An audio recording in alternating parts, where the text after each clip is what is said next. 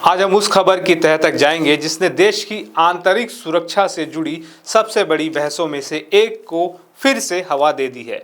एक ऐसा नाम जो पिछले 43 सालों से बस्तर के घने जंगलों में आतंक और खौफ का दूसरा नाम था। एक ऐसा चेहरा जिस पर 1 करोड़ रुपए का इनाम था और एक ऐसी महिला जिसकी तुलना कभी वीरप्पन जैसे दुर्दांत अपराधी से की जाती थी। आज वो चेहरा, वो नाम सलाखों के पीछे नहीं बल्कि पुलिस के सामने हथियार डाल चुका है। जी हां, हम बात कर रहे हैं नक्सलियों की सेंट्रल कमेटी की सदस्य और दक्षिण सब जोनल ब्यूरो की इंचार्ज अदूरी नारायणी उर्फ सुजाता की, जिसने तेलंगाना पुलिस के सामने आत्मसमर्पण कर दिया है।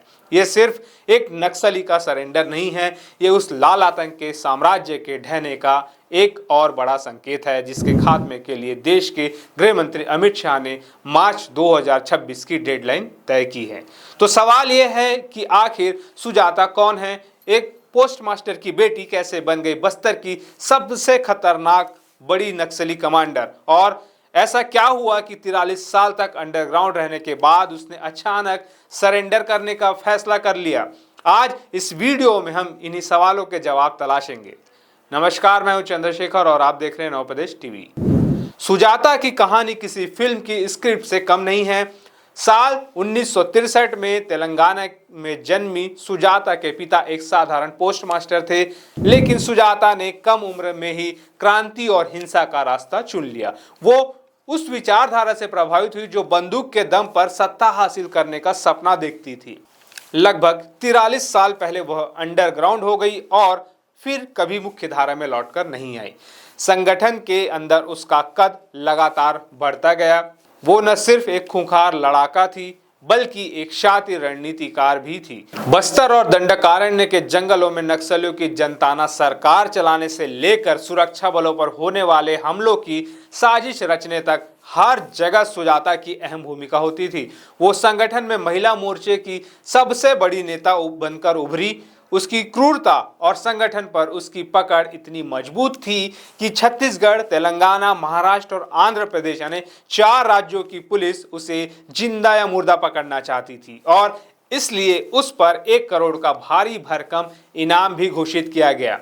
उसकी निजी जिंदगी भी नक्सल आंदोलन के इर्द गिर्द ही बुनी गई। उसकी शादी हुई कुख्यात नक्सली कमांडर और बंगाल में आतंक का पर्याय रहे किशन जी से। किशन जी को साल 2011 में सुरक्षा बलों ने पश्चिम बंगाल में एक मुठभेड़ में मार गिराया था। पति की मौत ने सुजाता को हिलाकर रख दिया, लेकिन उसने संगठन नहीं छोड़ा बल्कि वो और भी ज्यादा खतरनाक हो गई। तो फिर अब ऐसा क्या हुआ? वो कौन सी वजह थी जिन्होंने 43 साल के इस आतंक के सफर पर ब्रेक लगा दिया? इसकी सबसे बड़ी वजह है सुरक्षा बलों का बढ़ता दबाव। पिछले कुछ सालों में खास तौर पर गृह मंत्री अमित शाह के ऐलान के बाद नक्सलियों के खिलाफ अभियान बहुत तेज हो गया है। छत्तीसगढ़ के बस्तर में ताबड़तोड़ कार्रवाइयां हो रही है। बसव राजू और बालकृष्णा जैसे 1-1 करोड़ के इनामी कमांडरों को सुरक्षा बलों ने ढेर कर दिया है।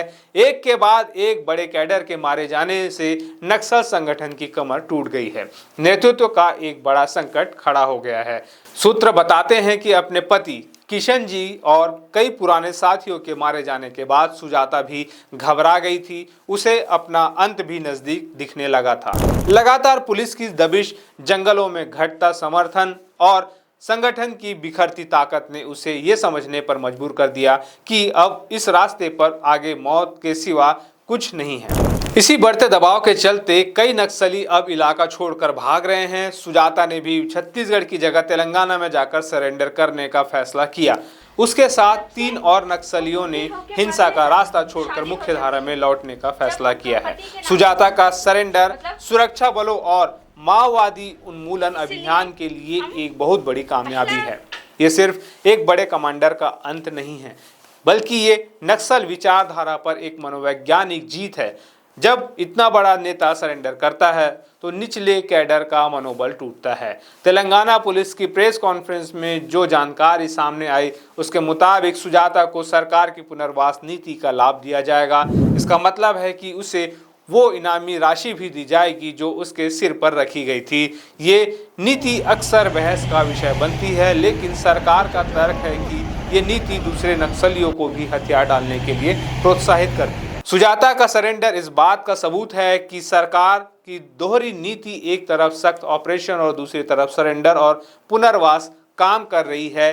ये लाल आतंक के ताबूत में एक और कील की तरह है।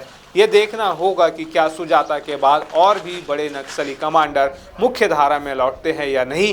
लेकिन एक बात साफ है, बस्तर के जंगलों में आतंक का एक बड़ा अध्याय अब समाप्त हो गया है। इस पूरे मामले पर आपकी क्या राय है? आपको क्या लगता है कि सरकार की सरेंडर नीति सही है और इससे नक्सलवाद को खत्म करने में मदद मिलेगी? अपनी राय हमें नीचे कमेंट्स में जरूर बताएं। अगर आपको ये विश्लेषण पसंद आया हो तो इस वीडियो को लाइक करें, अपने दोस्तों के साथ शेयर करें और ऐसी ही जानकारी के लिए हमारे चैनल को सब्सक्राइब करना ना भूलें। मिलते हैं अगले वीडियो में, तब तक के लिए नमस्कार।